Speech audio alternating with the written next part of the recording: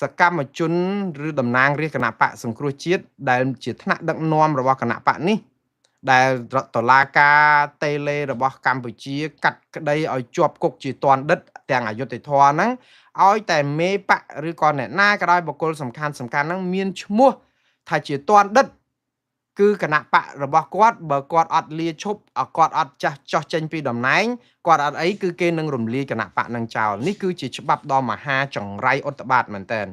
វាអត់ដែលមានច្បាប់នៅប្រទេសណាគេធ្វើច្បាប់ដើម្បីឲ្យតុលាការអត់ឯករាជ្យទៅផ្ដន់ទាទោសគេទាំងអយុត្តិធម៌យកមេគេជាប់គុកទាំងអយុត្តិធម៌ហើយ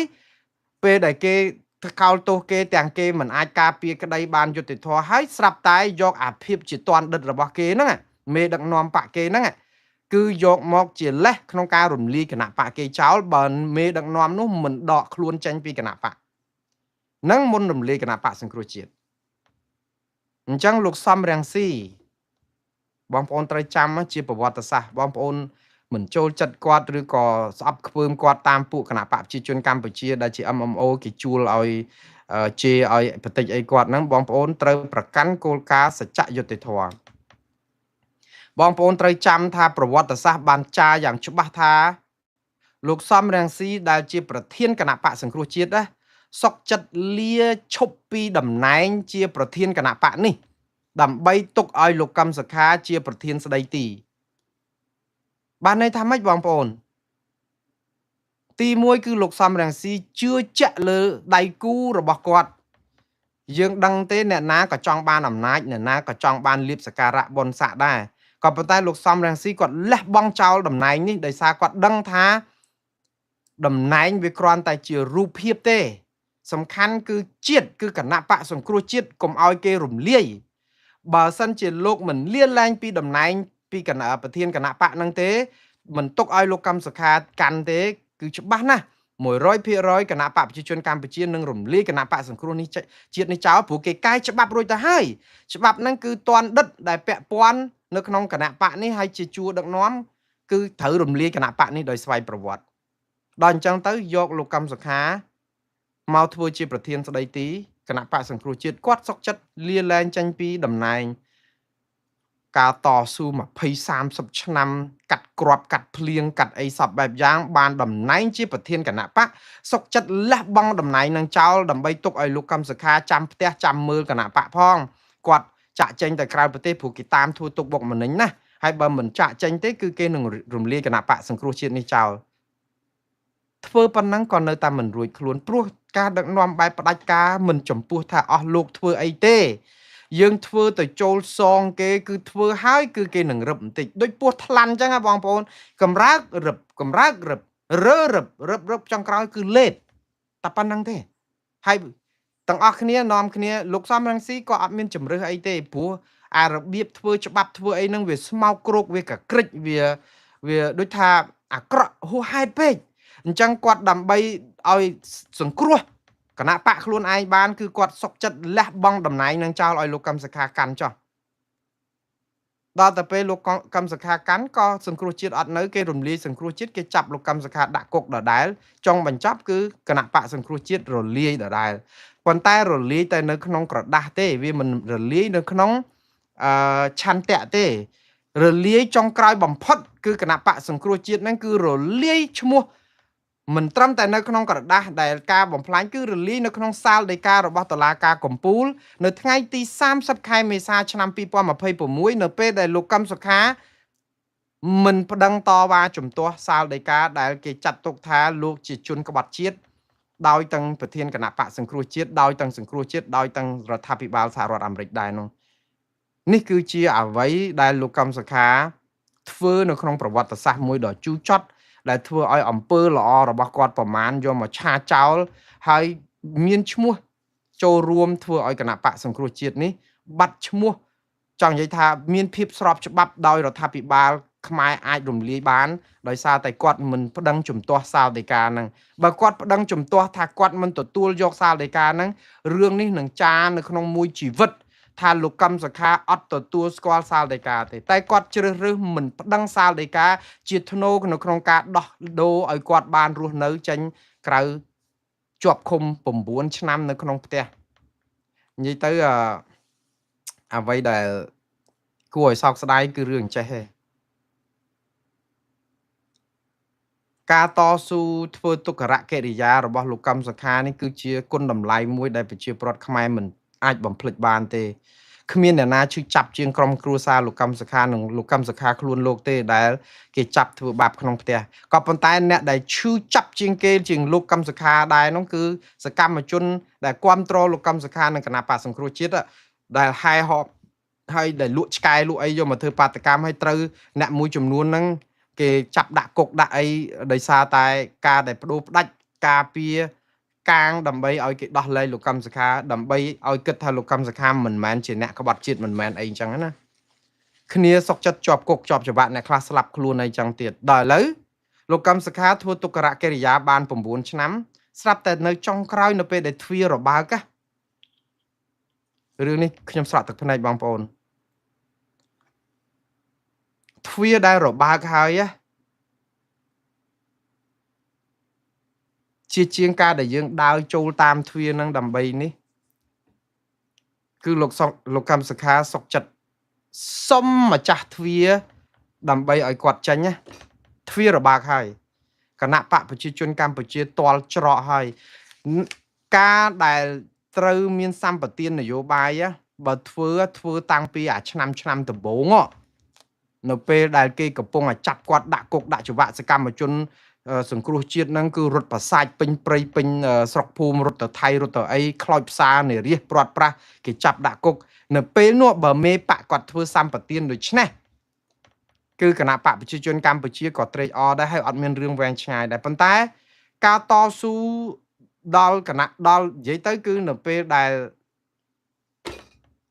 ខ្ញុំចាំរឿងមួយដែលខ្ញុំសូមអធិស្ឋានខ្ញុំនិយាយរឿងកំ pl ែងបន្តិចចោះដើម្បីឲ្យបងប្អូនបានស្ដាប់ព្រោះជួនកាលភាសាខ្លះងាយបែបអ្នកស្រុកទៅបងប្អូនស្រួលយល់មានមនុស្សម្នាក់គាត់ហែលទឹកចម្ងាយដែលហែលនឹង25គីឡូដីជួយការប្រកួតប្រជែងដ៏ស្រួចស្រាលមួយនៅក្នុងការដែលហែលឆ្លងមហាសាគរដ៏វែងឆ្ងាយ25គីឡូម៉ែត្រគាត់ហែលទៅបាន24គីឡូ24គីឡូម៉ែត្រគាត់ហែលទៅ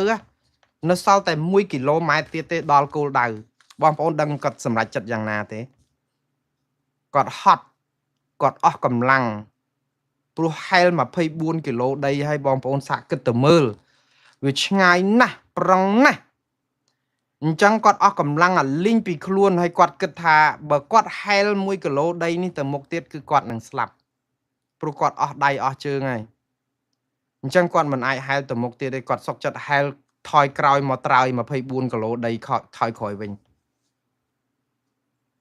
បងប្អូនសាកគិតមើលជាការកំ pl ែងទេបងប្អូននិយាយចឹងគិតថាចុះកំ pl ែងម៉េះហែល24គីឡូដីនៅសល់1គីឡូទៀតហែលឲ្យផុតគិតថាហែលទៅមុខដឹងថាហែលលងទឹកស្លាប់ឯងព្រោះអស់កម្លាំងសុកចិត្តហែលថយក្រោយវិញព្រោះវានៅសល់24គីឡូដីមែនប៉ុន្តែទៅដឹងថាស្លាប់អញ្ចឹងត្រូវតែហែលថយក្រោយ24គីឡូទៀតត្រូវហែលមកវិញឲ្យដល់ត្រើយខាងក្រោយសុកចិត្តហែលថយក្រោយដោយសារអីដោយសារជឿថាខ្លួនឯងទៅនឹងស្លាប់ចុះអាហែល24គីឡូដីហ្នឹងហេតុអីចឹងបានន័យគាត់នឹងហែល48គីឡូដីតាមពិតត្រូវហែលតែ1គីឡូដីទៀតតែប៉ុណ្ណោះគាត់នឹងដល់ត្រើយគាត់សុកចិត្តហែល24ថយក្រោយវិញដោយសារអី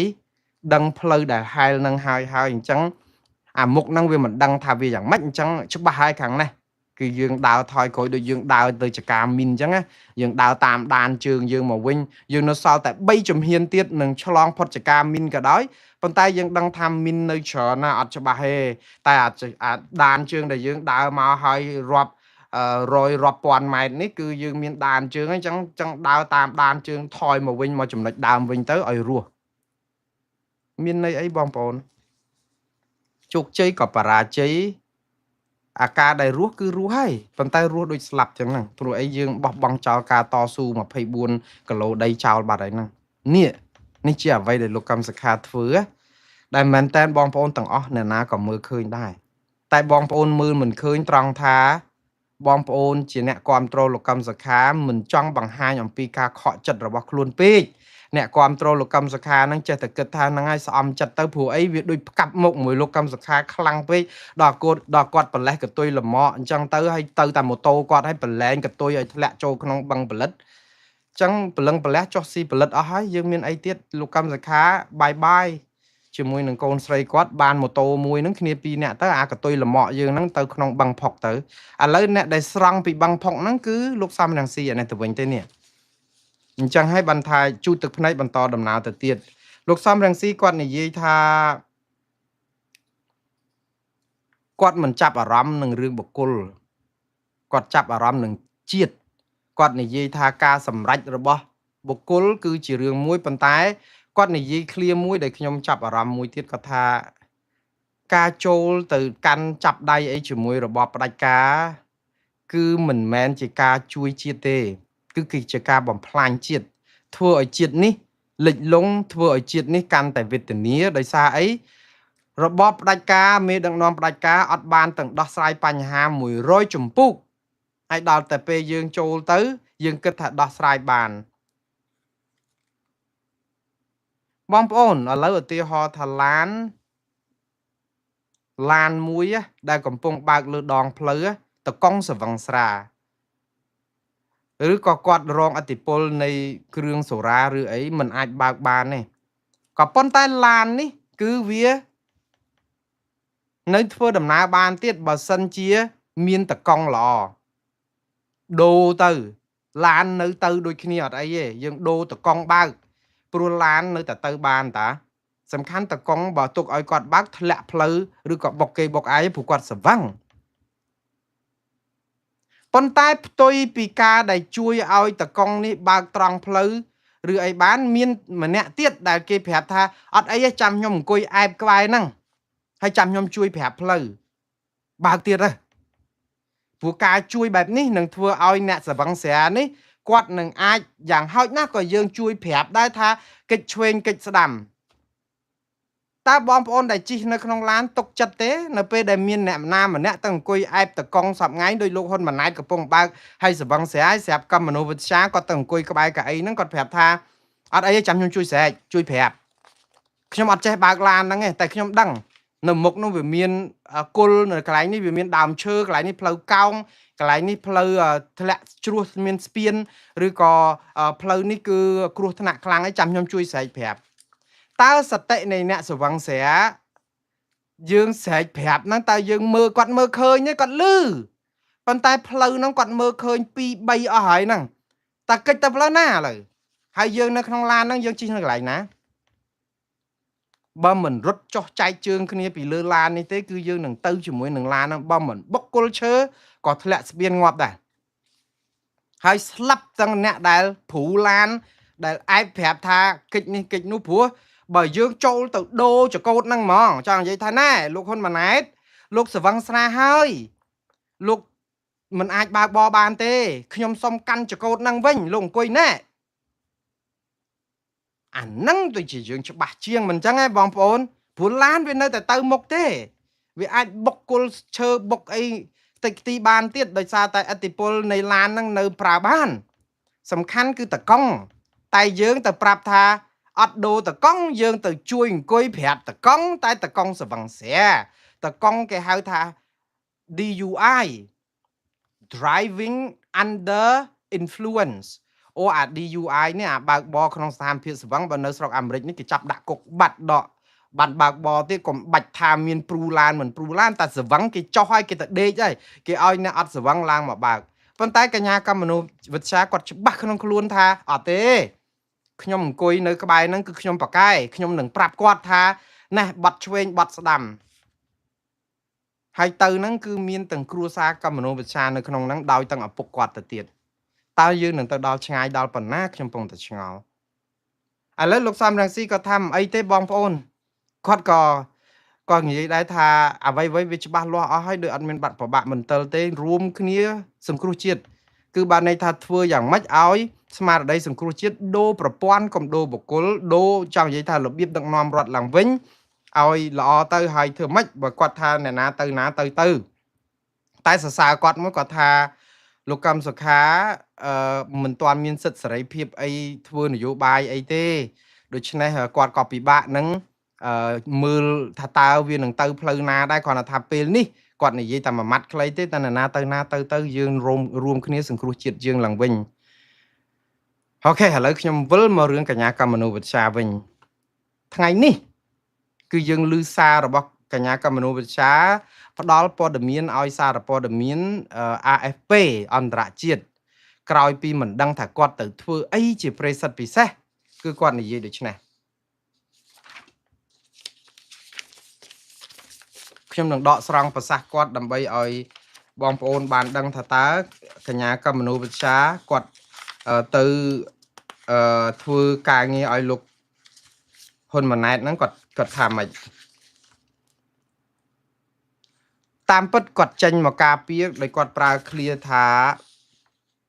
ការដែលចូលទៅធ្វើការឲ្យរដ្ឋាភិបាលកម្ពុជាជាមួយលោកហ៊ុនម៉ាណែតនេះណាក្នុងតួនាទីជាប្រិសិទ្ធពិសេសនេះ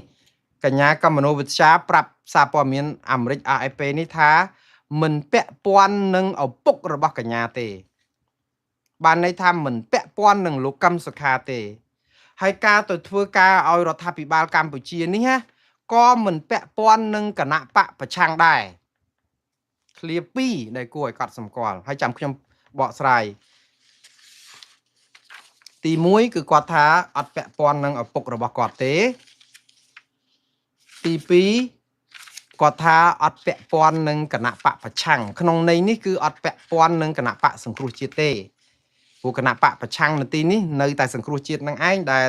ពួកគាត់នឹងដែលជាអ្នកតស៊ូមតិយូរហើយចង់ឲ្យឪពុកគាត់បានសិទ្ធិគេទម្លាក់ចោលបាត់ចោលទាំងអស់ហើយមានសិទ្ធិនយោបាយពេញលេញហើយមិនតែប៉ុណ្ណោះគឺ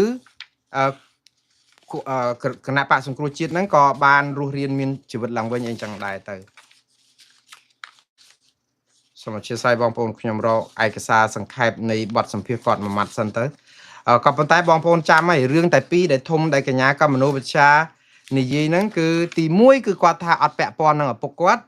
ទី2គឺអត់ពាក់ព័ន្ធនឹង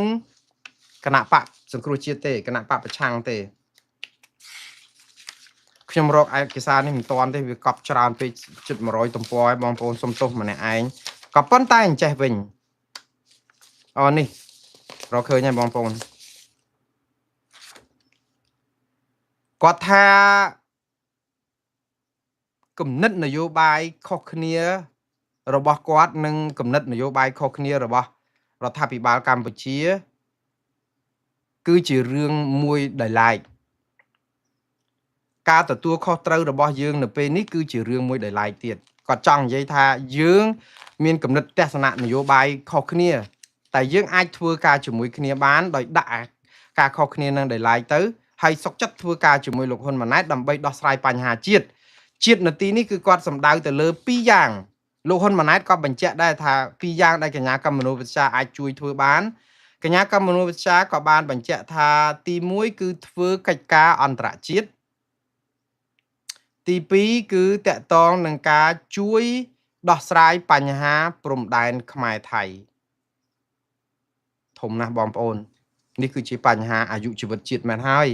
បញ្ហាព្រំដែនថៃយក76កន្លែងខ្ញុំសប្បាយចិត្តនៅពេលដែលលើកញ្ញាកម្មមនុវិទ្យាថាគាត់ចូលទៅលោកហ៊ុនម៉ាណែតគាត់និយាយដែរថ្ងៃហ្នឹងលោកហ៊ុនម៉ាណែតជួបជាមួយនឹងលោកអាចារ្យនិងអាចារ្យនីអីណានោះគឺលោកហ៊ុនម៉ាណែតមានសារច្រើនណាស់ខ្ញុំក៏ចង់និយាយពីរឿងសាររបស់គាត់រឿងព្រមជាតិហ្នឹងដែរក៏ប៉ុន្តែលោកហ៊ុនម៉ាណែតបញ្ជាក់ថាកញ្ញាកម្មមនុវិទ្យាមកជួយរឿងកិច្ចការអន្តរជាតិការទូតហើយនិងកិច្ចការព្រំដែនកញ្ញាកម្មមនុវិទ្យាក៏និយាយរឿងដូចនេះដែរឥឡូវខ្ញុំបកស្រាយបន្តិចពីរឿងកញ្ញាកម្មមនុវិទ្យានិយាយថារឿងនេះចូលទៅគណៈបកប្រជាជនកម្ពុជាឬរដ្ឋាភិបាលកម្ពុជានេះអត់ប៉ះពាល់អត់ពាក់ព័ន្ធអីជាមួយឪពុករបស់នាងនិងមិនពាក់ព័ន្ធអីជាមួយគណៈបកសង្គ្រោះជាតិឬក៏គណៈបកប្រឆាំងខ្ញុំដកស្រង់ពីសារព័ត៌មាន AFP ខ្លួនឯងទេខ្ញុំបើគាត់និយាយខុសអីសារព័ត៌មាននិយាយខុសអីខ្ញុំអត់ដឹងប៉ុន្តែសារព័ត៌មាន AFP នេះគឺគេនិយាយ ប្រកាសដោយគាត់ថាមិនពាក់ព័ន្ធនឹងគណៈបកប្រជាជនកម្ពុជាហើយក៏មិនពាក់ព័ន្ធជាមួយនឹងគណៈបកប្រឆាំងនៅក្នុងន័យនេះគាត់មិនប្រើពាក្យសង្គ្រោះជាតិតែគណៈបកប្រឆាំងគឺមានតែគណៈបកសង្គ្រោះជាតិតាព្រោះអីគាត់គឺជាមន្ត្រីជាន់ខ្ពស់នៃគណៈបកសង្គ្រោះជាតិតើរឿងអីដែលមិនពាក់ព័ន្ធនៅក្នុងគណៈបកប្រឆាំងខ្ញុំពងតែឆ្ងល់កញ្ញាកម្មមនោវិជ្ជាមានដឹងទេថាកញ្ញាគឺជាមន្ត្រីជាន់ខ្ពស់នៃគណៈបកសង្គ្រោះជាតិតើកញ្ញាទទួលស្គាល់ទេថាគណៈបកសង្គ្រោះជាតិគេរំលាយបាត់ហើយមិនអញ្ចឹងឪពុករបស់កញ្ញាបានទទួលស្គាល់ថាគណៈបកសង្គ្រោះជាតិគេរំលាយតាមរយៈសាលដីកាអញ្ចឹងឥឡូវដល់ពេលកូនស្រីនៅក្នុងការបញ្ជាក់មកទៀតថាគណៈបកសង្គ្រោះជាតិហ្នឹងគេរំលាយមែនហើយមិនអញ្ចឹងដោយសារតែកញ្ញាបានទទួលស្គាល់ថាការចូលទៅធ្វើការឲ្យលោកហ៊ុនម៉ាណែតនេះមិនពាក់ព័ន្ធនឹងគណៈបកប្រឆាំងឬសង្គ្រោះជាតិចុះតួនាទីជាមន្ត្រីកិច្ចការសាធារណៈរបស់គណៈបកសង្គ្រោះជាតិដែលជាមន្ត្រីជាន់ខ្ពស់មួយដែលកញ្ញាបានកាន់ត្រានឹងរាប់ឆ្នាំមកហើយនេះ9ឆ្នាំមកហើយនេះទៅឯណាតើឯណាមិនឃើញលិខិតសុំលាលែងពីគណៈបកសង្គ្រោះជាតិដែលថាកញ្ញាអស់មានតួនាទីអស់មានអីលាឈប់ឬមួយក៏ខ្ញុំមើលរំលងបងប្អូនសុំទោសហើយក៏សុំទោសកញ្ញាកម្មមនោវិជ្ជាផងបើសិនជាមួងណារ៉េតមើលរំលងលិខិតលាឈប់ពីតំណែងជាមន្ត្រីជាន់ខ្ពស់គណៈបកសង្គ្រោះជាតិផ្នែកកិច្ចការសាធារណៈនេះបើបងប្អូនបានដឹងឬក៏កញ្ញាកម្មមនោវិជ្ជាបានឮផ្ញើឲ្យមួងណារ៉េតផងប៉ុន្តែខ្ញុំមិនដូចជាឆក់ល្វែងឬក៏រំលងកន្លែងនឹងមួយខ្ញុំអត់ដែលឃើញលិខិតដែលគាត់លាលែងពីគណៈបកសង្គ្រោះជាតិទេអត់ដែលសោះហើយក៏ខ្ញុំអត់ដែលឮលោកកម្មសខាលាលែងពីគណៈបកសង្គ្រោះជាតិដែរអត់ដែលសោះគឺគាត់នៅត្រានៅជាប់គណៈបកសង្គ្រោះជាតិនឹងនៅអ្នកណានិយាយអីលើកជ្រុងអីសំរងស៊ីកម្មសខាជាមនុស្សតែមួយទាំងក្រុមទាំងកញ្ញាកម្មមនោវិជ្ជាទាំងលោកកម្មសខាហ្នឹងក៏មិនសប្បាយចិត្តនៅក្នុងការឲ្យគេនិយាយចឹងព្រោះអីលោកហ៊ុនសែនហ្នឹងគាត់អត់ចង់ឲ្យសាធារណជនដឹងថាកម្មសខានិងលោកសំរងស៊ីជាមនុស្សតែមួយទេហើយរឿងនេះគឺយើងដឹងច្បាស់ដែរប៉ុន្តែរឿងដែលកើតឡើងនេះគឺជារឿងខ្ញុំអត់រំពឹងទុកទេរឿងចូលទៅគណៈបកប្រជាជនឬរដ្ឋាភិបាលកម្ពុជាប៉ុន្តែកញ្ញាកម្មមនោវិជ្ជាព្យាយាមការពារចំហនេះថាគាត់មិនចូលនេះមិនពាក់ព័ន្ធតើមិនពាក់ព័ន្ធយ៉ាងដូចម្ដេចទៅនៅពេលដែលយើងជាមន្ត្រីគណៈបកសង្គ្រោះជាតិចូលទៅធ្វើការឲ្យជាប្រិសិទ្ធពិសេសរបស់រដ្ឋាភិបាលកម្ពុជាដឹកនាំដោយគណៈបកប្រជាជនកម្ពុជាតើកន្លែងណាដែលយើងគិតថាយើងអត់ពាក់ព័ន្ធនឹងគណៈបកសង្គ្រោះជាតិអាហ្នឹងទី1ព្រោះអីយើងជាមន្ត្រីជាន់ខ្ពស់គណៈបកសង្គ្រោះជាតិលើកលែងតែកញ្ញាកម្មមនោវិជ្ជាទទួលស្គាល់ថាសង្គ្រោះជាតិលលាយហើយមានដែលនិយាយថាសង្គ្រោះជាតិលលាយហើយពីកាលតស៊ូដើម្បីឲ្យសង្គ្រោះជាតិរស់ឡើងវិញដើម្បីឲ្យពុកបានរួចផុតពីការធ្វើទុកបុកម្នេញរបស់លោកហ៊ុនសែនមកអាយុហើយដល់ពេលតស៊ូមិនជោគជ័យសម្រាប់ឈប់តស៊ូហើយចុងក្រោយចោះចូលជាមួយនឹងគណៈបកឬក៏រដ្ឋាភិបាលកម្ពុជាហើយការពារខ្លួនបែបនេះខ្ញុំជឿថាប្រជាពលរដ្ឋគេមិនអាចនឹងមើលឃើញដោយអ្វីដែលកញ្ញានិយាយទេអាចនឹងការពារអញ្ចឹងទៀតទៅក៏បានដែរមិនអីទេមិនប៉ះពាល់នឹងឪពុករបស់នាងទេ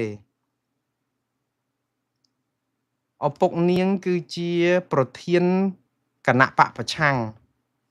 កូនស្រីបង្កើតរបស់លោកកម្មសុខាកញ្ញាកម្មមនោវិជ្ជាជាមន្ត្រីជាន់ខ្ពស់របស់គណៈបកប្រឆាំងហើយយើងចូលទៅធ្វើការឲ្យរដ្ឋាភិបាលដែលធ្វើទុកបុកម្នេញយើងធ្វើទុកបុកម្នេញគណៈបកប្រឆាំងហើយយើងថាអត់ប៉ះពាល់ជាមួយនឹងឪពុកពាក់ព័ន្ធអីជាមួយនឹងលោកកម្មសុខាទេបងប្អូនខ្ញុំនិយាយយ៉ាងខ្លីហើយខ្ញុំនឹងនិយាយសាររបស់លោកហ៊ុនម៉ាណែតហ្នឹងគាត់និយាយថាចោះពួកប្រឆាំងហ្នឹងហេតុអីក៏ប្រឆាំងនេះថ្ងៃហ្នឹងគាត់និយាយលោកហ៊ុនម៉ាណែតនិយាយច្រើនរឿងហ្នឹងគាត់ថាគាត់កំពុងតែបង្រួបបង្រួមជាតិក្រែងអស់លោកចង់បានការបង្រួបបង្រួមជាតិអីហើយឥឡូវបើគេបង្រួបបង្រួមជាតិគេស្វាគមន៍ឲ្យមកធ្វើការជាមួយនឹងរដ្ឋាភិបាលកម្ពុជាបើកទ្វារទទួលអស់លោកថាគេលក់ក្បាលអស់លោកថាជាលលោកអស់លោកថាគេក្បត់អស់លោកថាគេប្រែគេអីអញ្ចឹងតើយើងធ្វើការយ៉ាងម៉េចជាមួយគ្នានឹងកើតបើអស់លោកចិត្តចង្អៀតយ៉ាងនេះជាភាសារបស់លោកហ៊ុនម៉ាណែតគាត់និយាយអំពីការបង្រួបបង្រួមជាតិហើយលោកហ៊ុនម៉ាណែតប្រើពាក្យរហូតដល់អញ្ចេះទៀតណាដោយអ្វីដែលកញ្ញាកម្មមនោវិជ្ជានិយាយចឹងលោកហ៊ុនម៉ាណែតនិយាយថាការដែលកញ្ញាកម្មមនោវិជ្ជាចូលមកធ្វើការជាប្រិសិទ្ធពិសេសនេះណាគឺអត់ពាក់ព័ន្ធនឹងការដែលនឹងគណៈបករបស់កញ្ញាទេអត់ពាក់ព័ន្ធជាមួយនឹង រឿងបករឿងអីទេគឺគាត់ថាបកនៅបកដដែលឲ្យគាត់ប្រកាន់គោចំហបកប្រឆាំងដដែលខ្ញុំនឹងបញ្យល់នៅចុងក្រោយបន្តិចទៀតតកតងនឹងការដែលគេហៅថាលាមកចូលឈ្នៀងហើយចាប់ផ្ដើមគេហៅថានៅមិននៅយកជាប់ភ្នៅមកត្បៀតឃ្លៀកលោកហ៊ុនម៉ាណែតនិងលោកហ៊ុនសែននិងគណៈបកប្រជាជនកម្ពុជាគាត់យកភ្នៅមកត្បៀតឃ្លៀកដោយសង្ឃឹមថាកញ្ញាកឹមមនោវិជ្ជានិងលោកកម្មសុខាគ្រួសារតកូលកម្មនេះចូលទៅហ្នឹងគឺស៊ីផុយហ៎ព្រោះអីស្ដារមុខមាត់លើឆាកអន្តរជាតិស្អីលក្ខណៈក៏ប៉ុន្តែឥឡូវនេះវាទៅជាផុងខ្លួនទៅវិញព្រោះទី1គឺធ្វើឲ្យទឹកថ្លារងពេកទៅវាធ្វើឲ្យក្រុមលោកសំរងស៊ីកាន់តែមានឥទ្ធិពលហើយធ្វើឲ្យក្រុមលោកកម្មសុខាคล้ายទៅជាអត់ប្រយោជន៍ដល់ពេលអត់ប្រយោជន៍គាត់ចាប់ផ្ដើមមកជួយការពារក្រុមលោកកម្មសុខានិងកញ្ញាកឹមមនោវិជ្ជា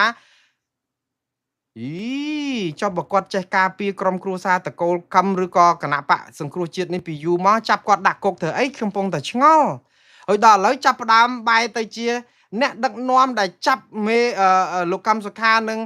ធ្វើទុកបុកម្នេញក្រុមគ្រួសារតកូលកម្មនេះតាំងពីដើមរៀងមកជួយការពារតកូលនេះវិញដោយសារផុងខ្លួនរឿងនេះល្អមើលមែនតើបងប្អូនចឹងបានថាអាប៉ោងនៅពេលដែលវាបើកក្របស្រួលផ្ដាំទៅលោកផែងហេងផងអាប៉ោងនេះគេបើកក្របទេលោកផែងហេងគេឲ្យគេសាររោងហើយទៀតចឹងយើងនាំគ្នាទៅលេងរោងថ្មីហើយរោងថ្មីហ្នឹងគេអាចបិទក្របប៉ុន្តែបើអាប៉ោងរបស់គណៈបកប្រជាជនកម្ពុជាទៅលេងដល់រោងណាក៏នៅតែបើកក្របចឹងដែរចាំត្រៀមលុយយុទ្ធចក្រទៅហើយបើយកល្អកុំទៅចាក់អីក៏បានដែរព្រោះអីតែគេបើកក្របឲ្យយើងចាក់ហើយគឺចាក់ឈ្នះហើយគឺគេប្រមូលលុយចាប់យើងដាក់គុកទៀតព្រោះវាអត់មានអីដែលគេព្រោះអាហ្នឹងដូចក្រុមក្រំ7អញ្ចឹងណាបងប្អូនចាំខ្ញុំបញ្យលលបែងក្រំ7បន្តិចទៀតបាទបងប្អូនឲ្យចេះឲ្យលបែងអស់អណានៃបដ ாய் ទៅកាលមុនថាកតេឥឡូវចេះដល់អាប៉ោងឥឡូវដល់អាក្រំ7ហ្នឹងទៀតលបែងក្រំ7នេះគឺមានជីវប្រវត្តិវាវែងឆ្ងាយហើយតកតងនឹងវ័យកុមាររបស់ខ្ញុំដែរតែខ្ញុំគួរតែចែករំលែកតែបើថាផ្សាយមិនទាន់ចាំលើកក្រោយតែខ្ញុំនឹងបញ្យលលោកហ៊ុនម៉ាណែតគាត់និយាយថានេះគឺជាការបង្រួបបង្រួមជាតិហេតុអីបានជាអស់លោកបពប្រឆាំងចង្អៀតចង្អល់ម៉េះគាត់និយាយចឹងណាគាត់ចាប់ផ្ដើមជួយការពារថាអត់ទេយកកញ្ញាកឹមមនោវិជ្ជាមកនេះគឺយកមកតែខ្លួនទេដើម្បីឲ្យជួយជាតិអត់តាក់តងនឹងគណៈបកនយោបាយឲ្យគាត់នៅគណៈបកនយោបាយគាត់ដដែលមើលទៅគាត់យកចង់និយាយចឹងយកមកតែគំនិតដើម្បីជួយផ្សះផ្សាជាតិកញ្ញាកឹមមនោវិជ្ជាក៏និយាយដែរថាទៅនេះទៅតែខ្លួនទេអត់មានពាក់ព័ន្ធនឹងឪពុករបស់លោកកញ្ញាអត់ពាក់ព័ន្ធជាមួយនឹងរឿងគណៈបកសង្គ្រោះជាតិទេប៉ុន្តែទៅក្នុងនាមជាមន្ត្រីគណៈបកសង្គ្រោះជាតិនៅក្នុងពេលដែលឪពុកនាងក៏ជាមនុស្សគាត់ណែមេបកសង្គ្រោះជាតិដែរហ្នឹងខ្ញុំឲ្យឧទាហរណ៍ខ្លីមួយបងប្អូនលោកហ៊ុនម៉ាណែតនិយាយថាគេនយោបាយផ្សះផ្សាបង្រួបបង្រួមសោះហើយយើងទៅខ្ទេចក្តិចអាហ្នឹងដែរតែយើងចង់បានអីឲ្យប្រកាស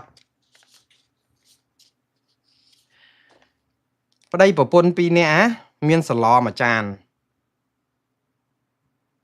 សឡមានតែមួយចានទេហើយដាក់ឆ្នាំងភ្លើងទៀតដើម្បីឲ្យវាក្តៅគេថាសម្លអន់ចោះឲ្យតែក្តៅប្រពន្ធខ្មៅចោះឲ្យតែក្មេងខ្ញុំនិយាយតាមទ្រឹស្ដីផ្ដេសផ្ដាស់ដែលគេចាំតគ្នាទៅបងប្អូនរឿងចាស់រឿងក្មេងអីអាយុគ្រាន់តែជាតួលេខទេខ្ញុំនិយាយឲ្យបងប្អូនកំសាន្តសប្បាយទេតែឮពីដើមមកគេថាចឹងឯងសឡអន់ចោះតិចចោះនៅសម្លមិនឆ្ងាញ់ឬអន់អីអន់ចោះឲ្យតែវាក្តៅប្រពន្ធខ្មៅចោះឲ្យតែក្មេងសម្លមួយឆ្នាំងភ្លើងទូចមួយនិយាយទៅគឺចានមួយ2នាក់រួមរយៈលោកខ្សៃសម្រាប់ក្រុមគ្រួសារនេះថ្ងៃនេះមូលណារ៉េតដូចវែងឆ្ងាយទៀតស្អីចេញមករួមរយៈលោកខ្សៃស្អីណាមកចេញពាក្យវែងឆ្ងាយទៀតខ្ញុំចង់និយាយពាក្យនឹងមួយម៉ាត់ដែរបងប្អូនខ្លះឬសូពាក្យរួមរយៈអីហ្នឹងគឺដូចថាអាភាសពេកទៅដឹងអីហើយចម្រៀងខ្មែរហ្នឹងពីដើមហ្នឹងហេតុអីបានគេច្រៀងពាក្យថាចានមួយ2នាក់រួមរយៈលោកខ្សៃអញ្ចឹងដូចជាគាត់ស្ដាប់ហ៎អត់ទេពាក្យខ្មែរនេះពីរោះណាស់មកពីបងប្អូនអត់ដឹងអត្ថន័យពិតនៃពាក្យរួមរយៈហ្នឹងពាក្យខ្មែរយើងសទិសសូបានន័យថាពាក្យដែលមានសូដូចគ្នាតែមានសទិសស័ព្ទបានន័យថាខុសគ្នាសទិសន័យខុសគ្នាគឺន័យវាខុសគ្នាឧទាហរណ៍សទិសសូនៃពាក្យថារួមរយៈគឺសរសេរដូចសរសេរ ខុសគ្នាតែអានដូចគ្នារដាក់ស្រអួរនឹងរសំយោគសញ្ញានឹងកជើងខពាក្យនេះអានថារួមរយៈនេះគឺមានន័យថាជាការរួមមេត្រីការរួមភេទការគេងនៅជាមួយគ្នាក្នុងប្រព័ន្ធសង្វាស់ជាប្តីប្រពន្ធជានិយាយទៅគឺជាការគេងនៅជាមួយគ្នាផ្លូវភេទនិយាយឲ្យស្រួលស្ដាប់យើងសរសេររួមរយៈជាមួយនឹងសញ្ញាសញ្ញាកជើងខក៏ប៉ុន្តែពាក្យមួយទៀតរួមរយៈដូចគ្នាសរសេររស្រអួរនឹងរកជើងសអានរួមរយៈដូចគ្នាសំនៀងដូចគ្នាតាមពិតពាក្យទី2នេះគឺពាក្យពេញពាក្យថារួមរក្សាមិនមែនរួមរយៈដូចពាក្យខាងលើទេហើយនៅក្នុងចម្រៀងខ្មែរចាន1 2នាក់រួមរយៈលុះខ្សៃនេះគឺគេសរសេរថាចាន1 2នាក់រួមថែរក្សាគ្នាមើលគ្នាលុះចាស់ចោងកោងខ្នងលុះខ្សៃមិនមែនរួមភេទជាមួយគ្នាតតែស្លាប់ទេយើងកុំមើលទៅឃើញអាផ្លូវអាក្រក់នឹងកំ pl ែងចឹងពេកខ្ញុំគ្រាន់តែបញ្យល់បងប្អូនថាពាក្យថារួមរយៈលុះខ្សៃចាន1 2នាក់នេះគឺសំដៅទៅលើការស្រឡាញ់គ្នារួមថែរក្សាគ្នាគឺពាក្យភាសាខ្មែរមានន័យចឹងសទិសសូគឺសូដូចគ្នាតែសទិសន័យគឺន័យខុសគ្នារយៈគឺទី1គឺភេទទី2គឺរក្សាអញ្ចឹងសរសេរក៏ខុសគ្នាដែរគ្រាន់តែអានដូចគ្នាតែប៉ុណ្្នឹងឯងអញ្ចឹងពេលដែលខ្ញុំនិយាយថាចាន1 2នាក់រួមរយៈលុះខ្សៃនេះគឺខ្ញុំសំដៅទៅលើការដែលទទួលទានអាហារមួយចានប្តីប្រពន្ធ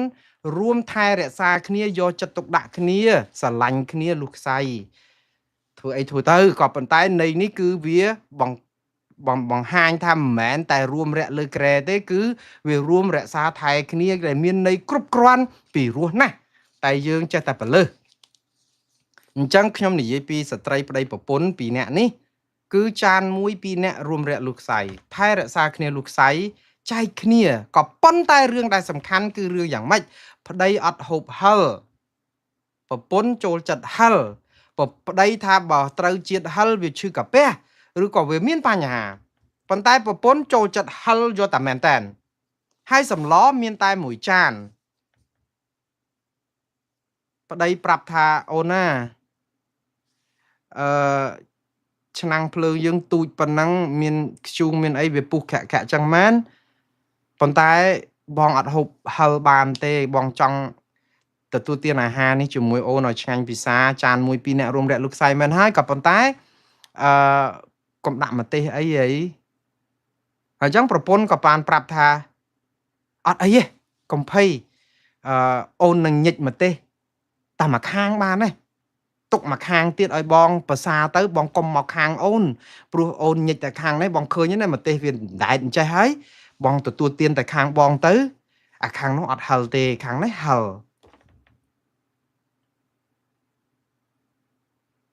បើយើងសាកគិតមកបន្តិចថាត្រូវហើយបើគាត់ញិចម្ទេសខាងចានគាត់វាហិលតែខាងគាត់ទេខាងនេះវាអត់អីអត់ហិលទេបងប្អូនចានតែមួយចានភ្លើងតូចមួយអាចដែលជាក្រានភ្លើងឬក៏ថាឆ្នាំងភ្លើងទូចមួយហើយពុះក្រាក់ទៀតហើយអត់មានខណ្ឌសីមាថាអានេះទឹកសឡការីអានេះទឹកសឡខ្ជាយឬក៏អត់អីទេ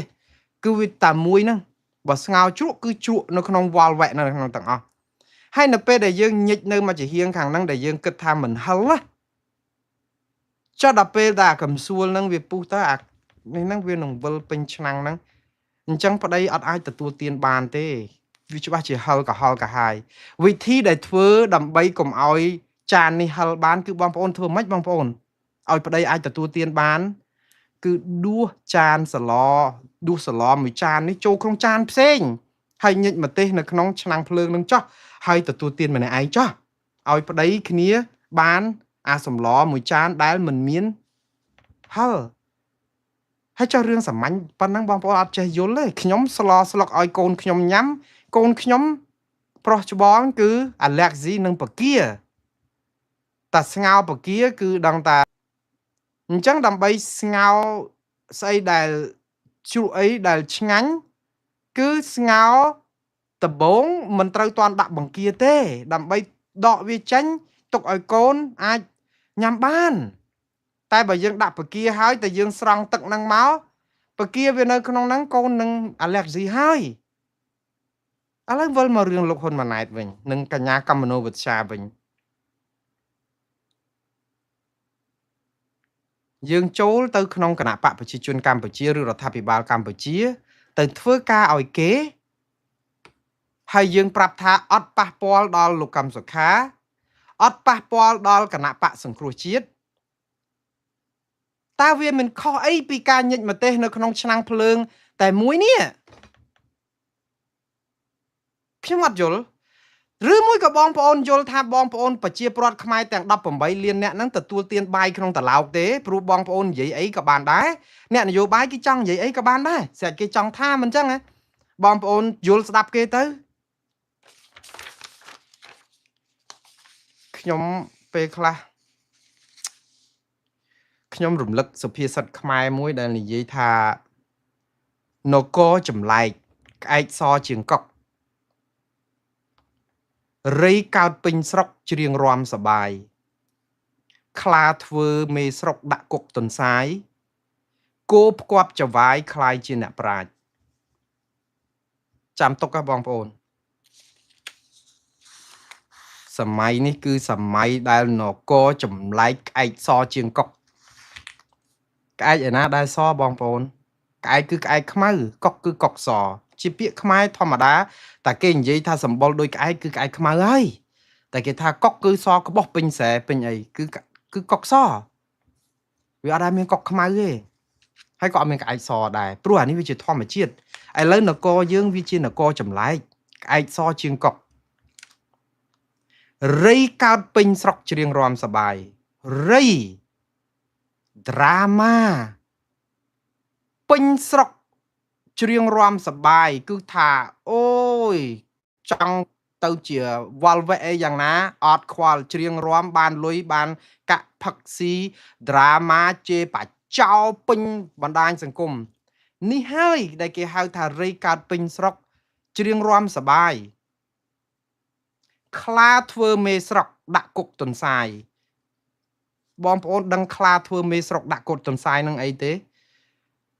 គឺខ្លាដែលធ្លាប់តែទន្សាយជាអ្នកកាត់ក្តីឲ្យធម្មតាទន្សាយគឺជាសភាវៈ